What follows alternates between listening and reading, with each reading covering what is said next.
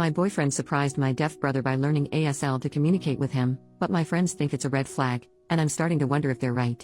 I, 21F, met John, 22M, in a college class last semester. He's an overall great guy, and he's very respectful and kind. He also has a great sense of humor, and we have lots of similar interests. We've been friends since then, and we've started dating this July. He's the first person I've ever dated in my life. Last September, he met my family when I visited home for my brother's birthday.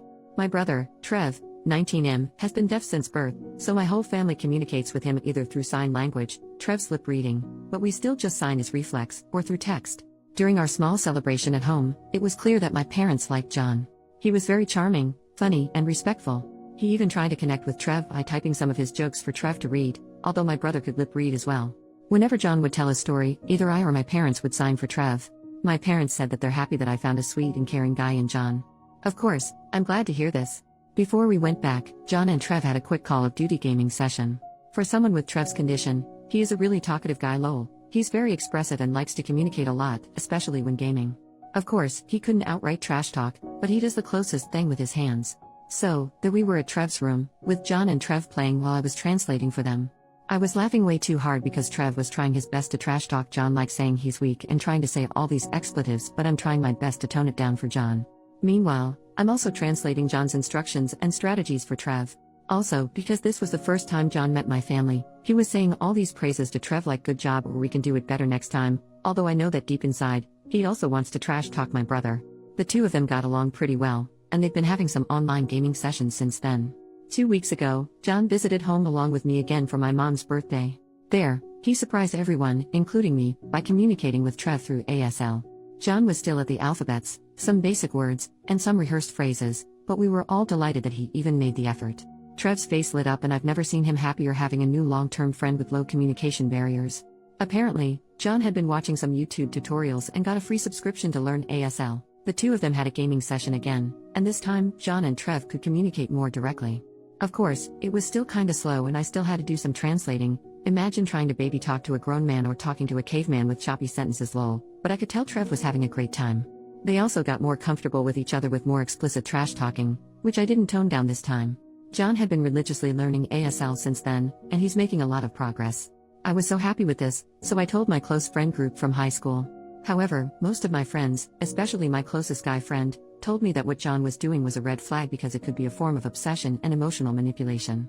He also said it was creepy because John's becoming too attached to my family when we've only been dating about 5 months. He also said that John might only be doing it so he could get laid or something.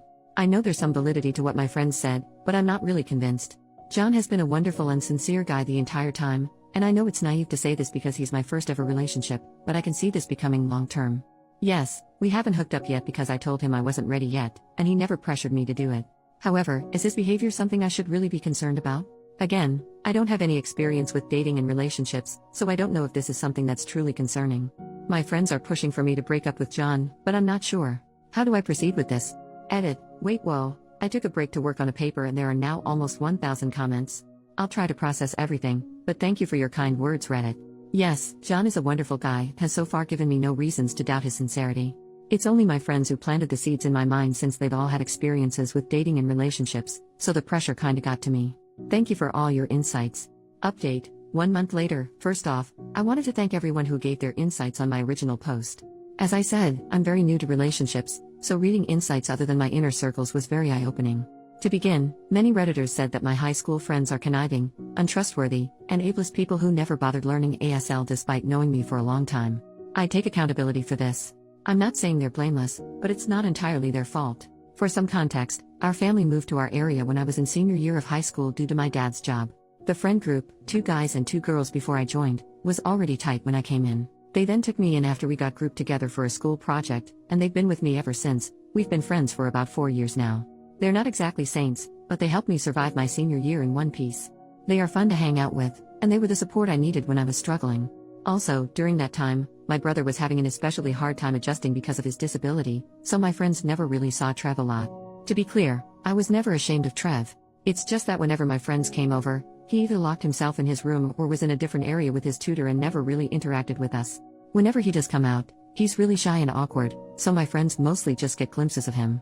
By the time Trev became more comfortable in our area and found his own circle, my friends and I had already graduated from high school and don't really hang out regularly anymore. They're friendly and polite with Trev, but then again, they never interacted as much to the point of them actually needing to learn ASL for him. Now, for the update. Last week, my friend group had our New Year party and I decided to bring John along to meet the rest of my friends. My other friend in the group also brought his girlfriend, so this wasn't really weird. Others have done so in the past as well. I've commented in the previous post that John had only met my closest guy friend, I'll call him Mike, 21M, so I wanted the rest of them to form their own opinions of John after they've met him. Initially, there was some tension and awkwardness from my friend group towards John. They were a bit cold, and they were throwing some harsh remarks toward him. Eventually though, they all warmed up to him, and they were actually pleasantly surprised by his personality. We all got along well, and we all even had fun in our games. However, I could tell that there was still awkward tension coming from Mike towards John and the rest of our group. He was throwing meaner jokes more than usual and he's kind of isolating himself from the activities. The day after the party, I had lunch with my closest girlfriend Sophie, 21F, to clear the air because I could tell that they could also sense something was off. A lot of Redditors speculated that Mike had a crush on me and was jealous of my relationship with John. Turns out, you're all 1000% correct, but it's a lot more complicated than that. Apparently, Mike has had a crush on me since our senior year high school. However, he's known in our school as a notorious ladies' man and had a new girl with him almost every month. This got exponentially worse during college. He had different hookups almost every night, and he even had a pregnancy scare with a girl last year. I knew about all of this because he bragged about sleeping around every time we meet up. What I didn't know was that the entire time, Mike has been making up fake stories about me and him. Sophie told me that apparently, Mike and I had a pact that if we were still both single when we're 30, we'd marry each other. Also, he told our friend group that we hooked up after graduation and that he took my V card then, so he's my special person, whatever that means. He also told them that we've been secretly hooking up consistently throughout college. For context, Mike and I go to different universities that are just about 30 minutes apart. Lastly, Mike told them that I said I'm in love with him.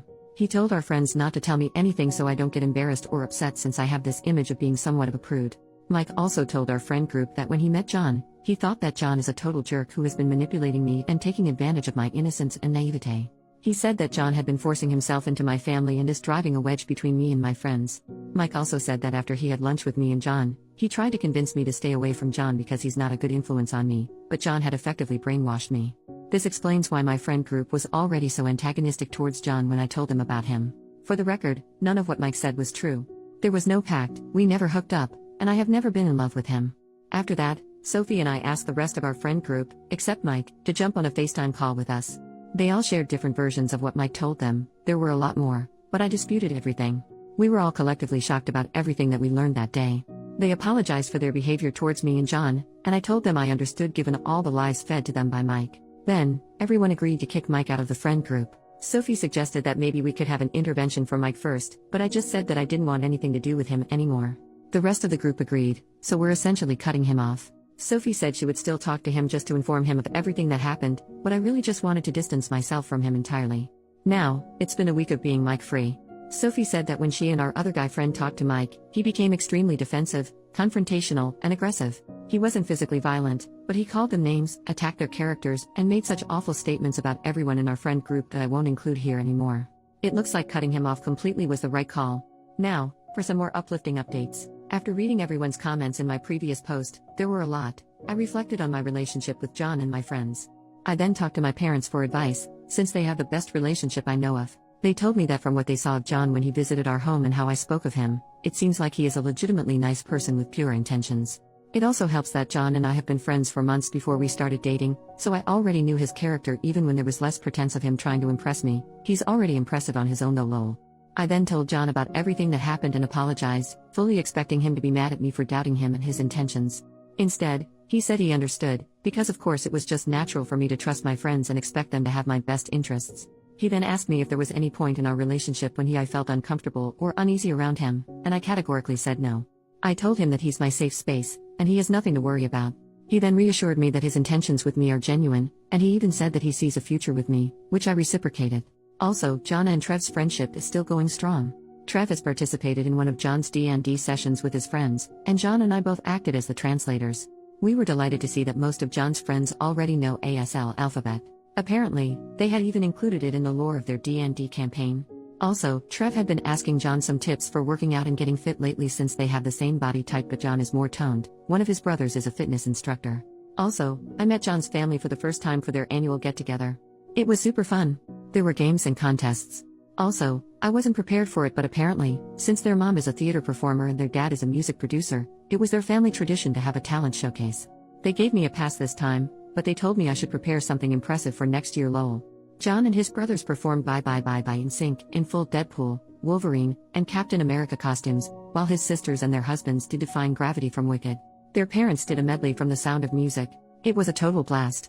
I felt their family's warm welcome, and they really treated me as one of their own. I could see where John got his good values and looks from, though I think I need to start taking voice and dance lessons to keep up with them lol. So, that's it for this update. My relationship with John is stronger than ever, and I finally know who my true friends are. If you've made it this far, thank you so much for your time. Happy New Year to us all.